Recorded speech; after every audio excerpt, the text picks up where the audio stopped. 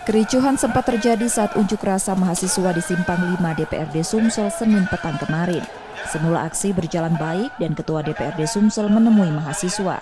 Namun usai itu situasi ricuh karena berusaha merobohkan kawat berduri. Polisi kemudian berupaya membubarkan massa dengan menyiram air. Polisi mengimbau massa membubarkan diri namun mereka tetap tak beranjak. Massa bertahan di lokasi hingga terjadi kemacetan.